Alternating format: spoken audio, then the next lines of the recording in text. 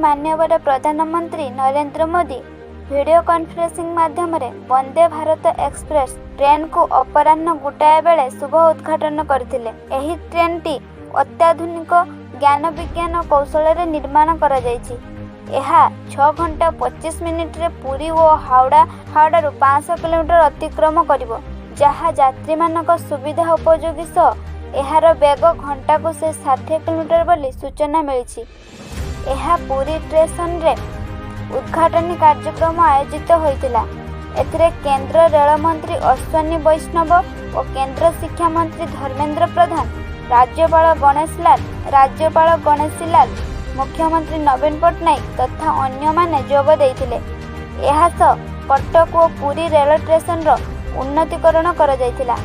एही अवसर रे नूतन रेल लाइन बिच्छुपालीरू झरत्रभा और अनुगुल सुकिंदा उद्घाटन सह संबलपुर टिटलागढ़ रेल लाइन दुहारीकरण होइतिला। ता सहित तृतीय लाइन ट्रेन मनोहरपुर राउरकेला झारसुगुड़ा जामगार शुभारंभ होइतिला। ओडिशार समस्त रेल लाइन को 100% वैद्युतिकरण करा जायतिला।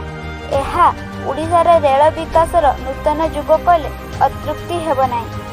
आज ओडिशार समस्त छोट और बड़ सहर रे एही कार्यक्रम होई जाइछि। रायरंगपुर रेल स्टेशन रे मध्य भव्य आयोजित होइतिला। एथिरे मुख्य अतिथि राज्यसभा सांसद श्रीमती ममता महांत, सम्मानित अतिथि भावे रायरंगपुर विधायक नवचरण माझी, जसीपुर विधायक गणेश राम सिंह खुंटिया और पूर्वतन विधायक प्रहलाद पूर्ति जोगदे वंदे भारत ट्रेन संपर्क में वक्तव्य